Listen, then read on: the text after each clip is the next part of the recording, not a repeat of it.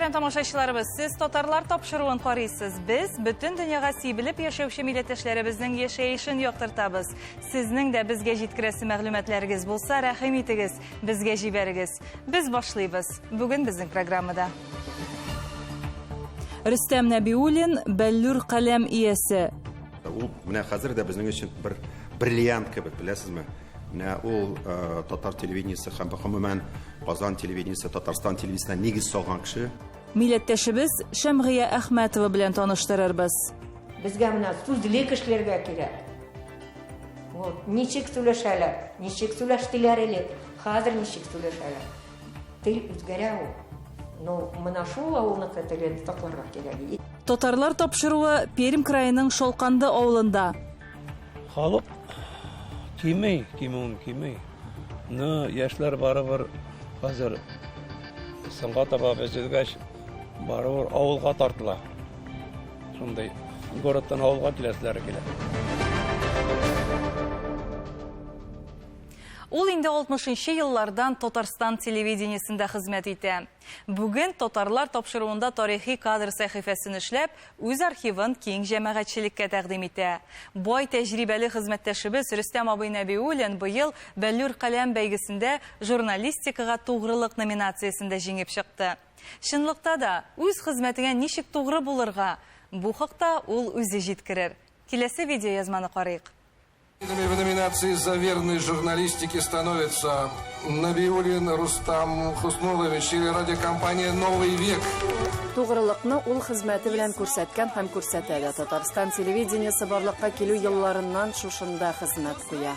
Казан телевидение студиясының барлыкка килүе республика тормышының һәр өлкәсендә зур казаныш буларак кабул ителде. Әйе, нәкъ менә шул елларда 1968 елның мартында Рөстәм Хоснулла улы Нәбиуллин Казан телевидение студиясы дикторы итеп билгеләнә.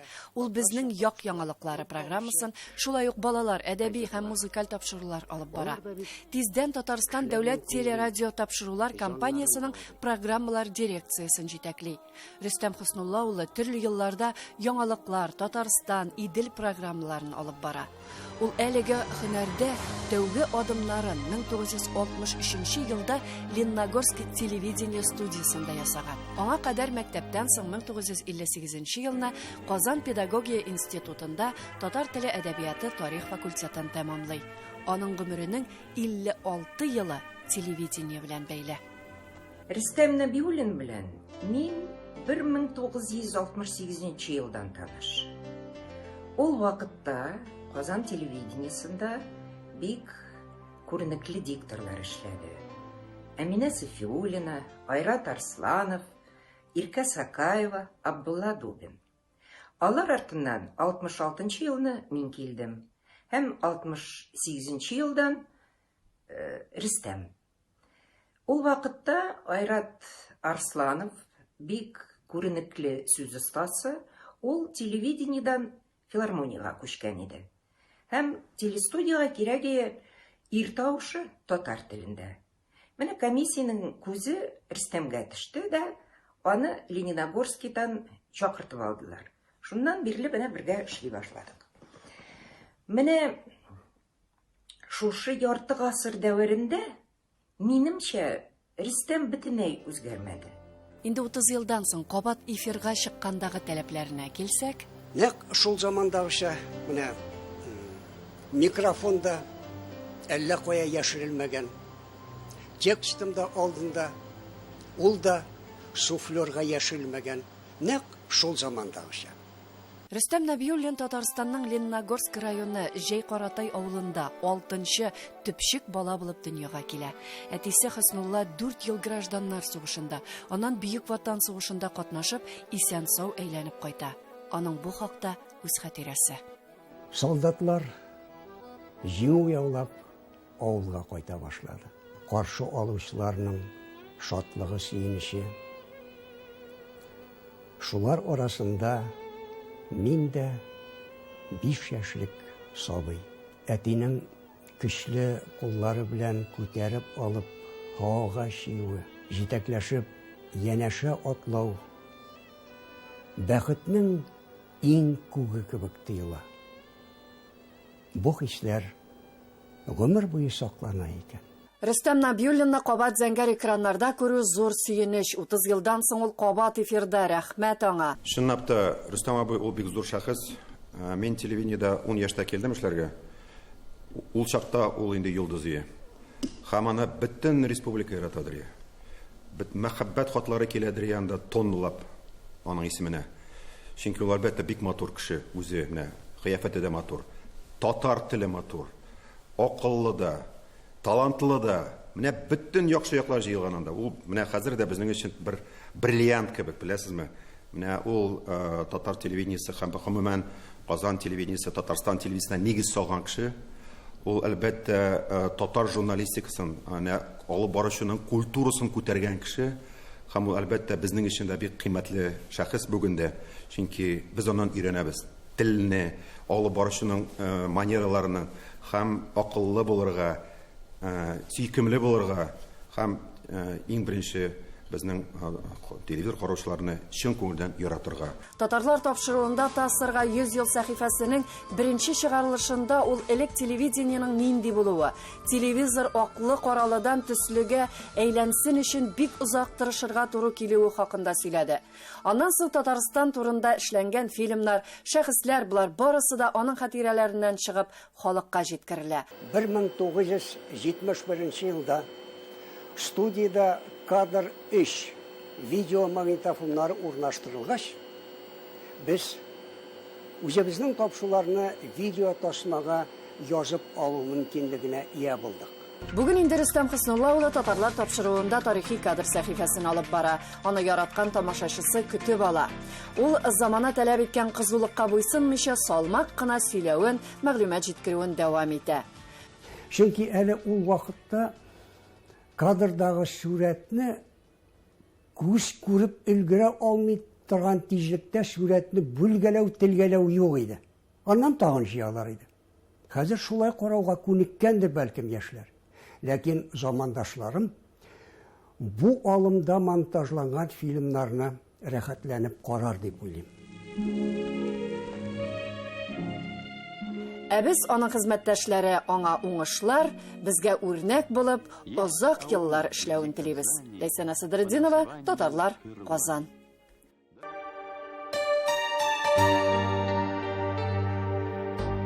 Беләсезме, милләтне саклау ул әлбәттә буын эзлеклелеген саклау минемчә иң беренче дәврдә, чөнки без балаларыбыздан алып эшне башлап җибәрмәсәк, бу мәсьәләдә нәтиҗәгә ирешә алмыйбыз. Татар теле дәресләрен киметү ягын түгел, ә мәҗбүри укыту ягын карарга кирәк. Чөнки бүгенге көндә менә мин кызымның сыйныфташларыннан да карап торам. Бар бит урыс балалары да теләп татар теле дәресләренә йөриләр. Монда әлбәттә урыс милләтенең теләге юк, башка кешенең теләге юк дигән фикерләр миңа калса бу дөрес түгел. Чөнки без күп милләтле республика, без дустана мөнәсәбәттә фәлән еллар яшәгән һәм яшәячәкбез. Бер-беребезне дә какмыйбыз, бер-беребезнең милләтләрен хөрмәт итәбез, бер-беребезнең мәдәниятен хөрмәт итәбез. Шуңа күрә әлеге шушы ничек дип әйтәм, сәясәтне шушы юнәлеш белән алып барсак, миңа калса киләчәгебез булыр.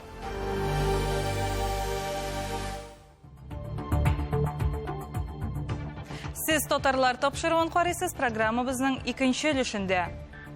Милләттәшебез Шәмгыя Әхмәтова белән таныштырырбыз. Безгә менә сүзлек эшләргә кирәк. Вот, ничек сөйләшәләр, ничек сөйләштеләр элек, хәзер ничек сөйләшәләр. Тел үзгәрә ул. Но менә шул авылны телен сакларга кирәк. Татарлар тапшыруы Пермь краеның Шолканды авылында. Халык кимей. Ну, яшьләр барыбер хәзер сынга таба бәҗелгәч барыбер авылга тартыла.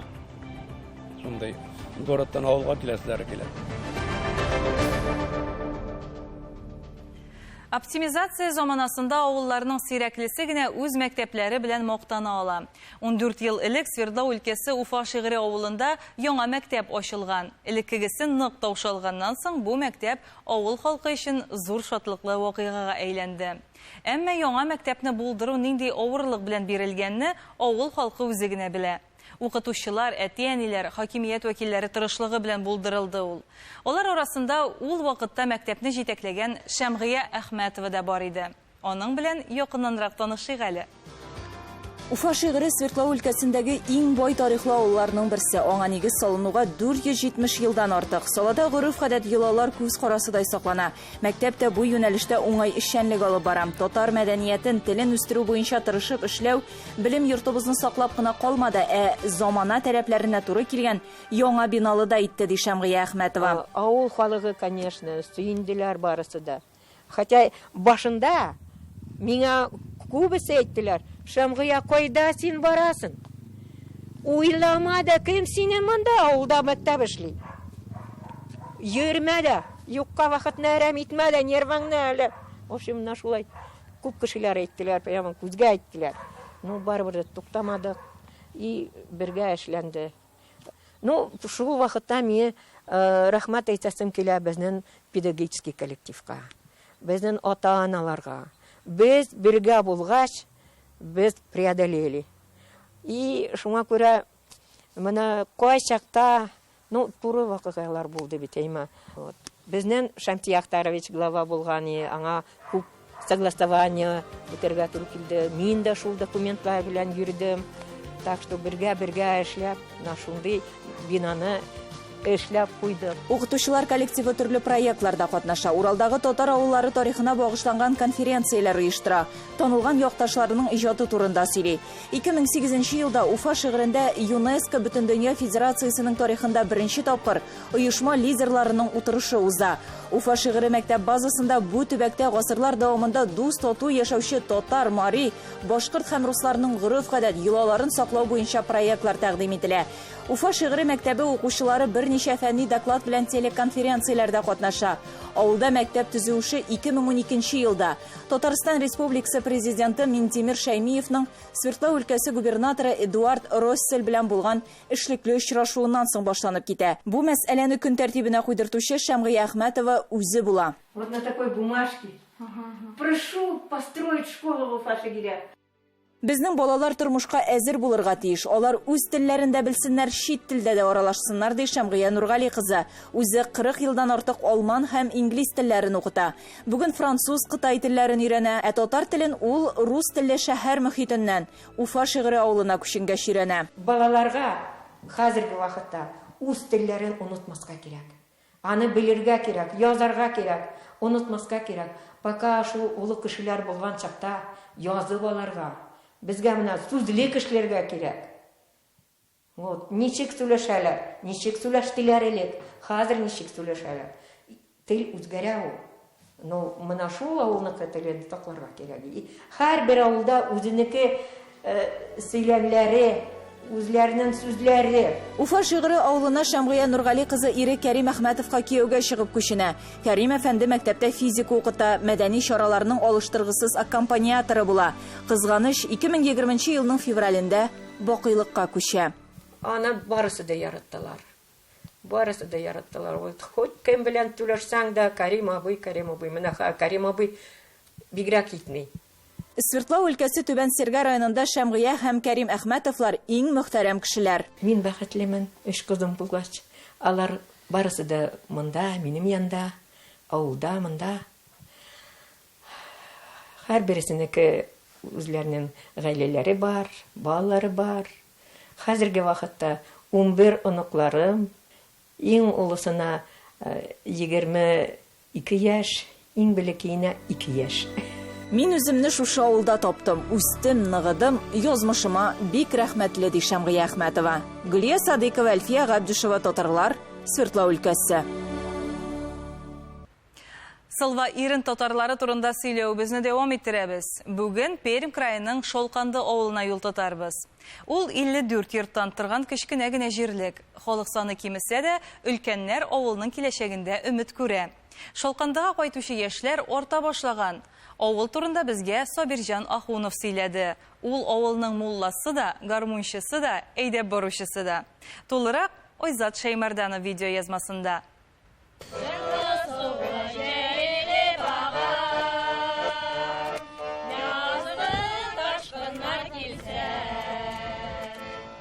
Шалканда авылы бу. Ирен татарларына хас булганча җыр биюгә хирыс халык. Кечкенә генә авыл булса да, сәләтле кешеләре күп.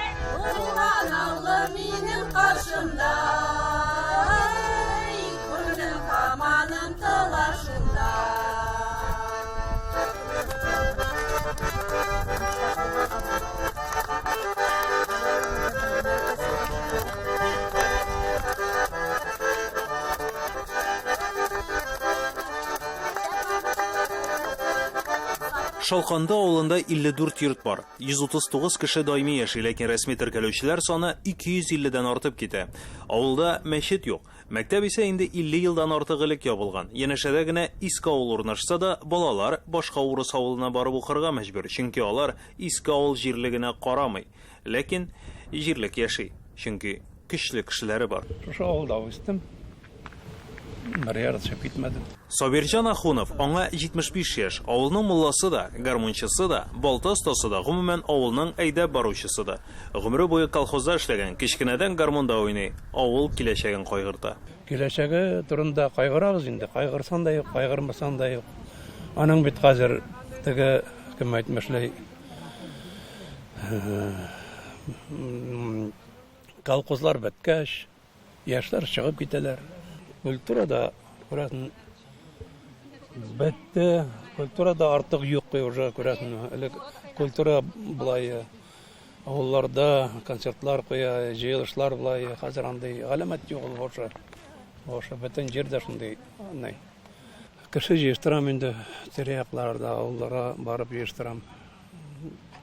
Шакырлар исә менә шунда килеп мәйтне җыеп куйга әйтеп, инде бер 10 ел шулай җыштырам кеше.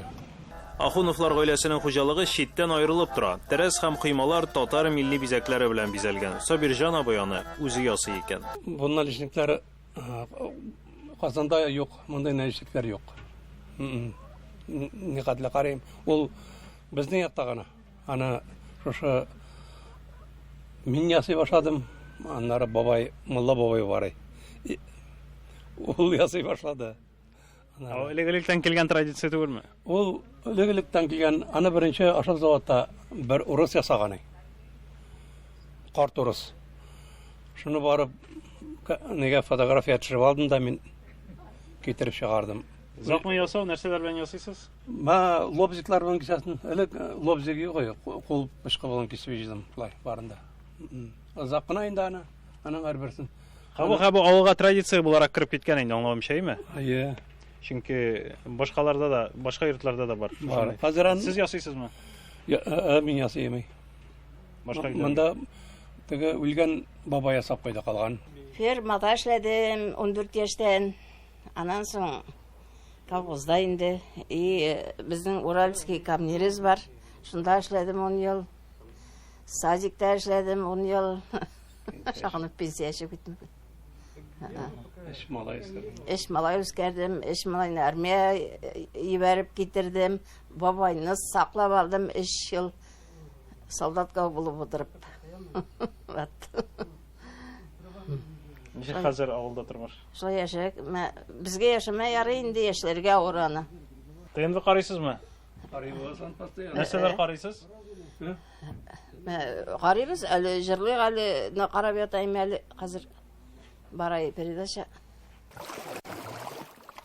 Ирен татарларының җире табигый байлыкларга бай. Монда авыл тирәсендә нефть тә, газ да чыгаралар, ләкин Шалканда авылында газ кирмәгән. Газ юк әле бездә. Итмиләрме? Шандырмадылармы? Әле безгә килеп җитәрме юкмы? Әле үлеп калырбыз инде шунда. Күрмәй калырбыз. О килгәнче. Сабирҗан абый хатыны Магаши апа белән 3 ул үстерәләр. Өлкәне Перемдә яши, уртанчысы авылда калган. Шулай ук балта остасы. Калайдан милли бизәкләр ясый. Бу айрат төпчек уллары шәһәргә күчеп киткән булган, ләкин күңеле авылга тарта. Авылда җәй вакытны ниләргә булышма кирәк. Хәзер атиның кыртышы башланды. Атигә кыртышында булышам балкыртларны. Алай нәрсә белән шөгыльләнәсең? Хәзер городта перевозка менә. Җәй монда, кышын шәһәрдә идеме? Да, шулай. Монда теләк юкмы? Тулысынча авылга кайтырга. Қазіргі вақытны уже теләк килеп чыкты мен ауылга кайтмага уже Кышында, анда кышында, җәендә. Эш проблемасы бармы, юкмы? Вот хәзер в планах үземә эш создавать итмәгә, чтобы авылда яшәп тормага и эшләмәгә. Үземә самозанятость планирую. Нәрсә эшләмәкче буласың? Жер менә заниматься. Балкартлар менә. Хозяйство тотма. Яшьләр барыбер хәзер соңга таба безелгәч барыбер авылга тартыла. Шундай городтан авылга киләселәр килә. Килеп ызбай ясыйлар шунда. Дача формасында барыбер. Шалханды үз көенә яшәүче авыл. Көчле шәхесләре авылны авыл итә, үз моңын яза. Айза Шаймарданов, Тотарлар, Пермь крае. Без тотарлар, шулай диеп беләбезне бөтен дөнья илләре. Без тотарлар, батыр халык дигән зур даныбыз әле сүнмәде. Тапшыруыбызны шагыйрь Гәрәй Рәхим шигырь юллары белән төгәллибез. Исән сау булыгыз.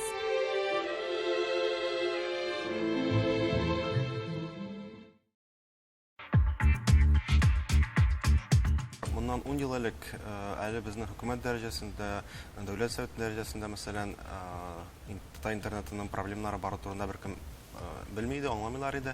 Хәзер инде моны аңлыйлар, чөнки интернет соңгы 10 ел эчендә тормышка кереп бетте тулысынча басып алды. Безнең хәзер бөтен җитәкчеләр дә анда эштәләр. Һәм инде шунда контент мәсьәләсе бик җитди, чөнки яшьләрнең, балаларның дөньяга карашы китап аша түгел, мәктәп аша түгел, гаилә аша түгел, интернетта кулланып күргән контент аша формалаша. Һәм әгәр дә без анда үзебезнең урынны билгеләмәсәк, үзебезнең эштәлекне бәйтегендә менә җиткермәсәк, без югалабыз. Милләт югала, тел югала дигән бер монда тагын да кискенрәк дәрәҗәгә җитә. Һәм инде соңгы елларда татар интернетында контент актив рәвештә формалаштырыла, тудырыла, әмма ул бит көрәшергә мәҗбүр инглиз телле контент белән, рус телле контент белән. Шуңа без барыбер җиңеләбез бу очракта. Әмма тырышырга кирәк.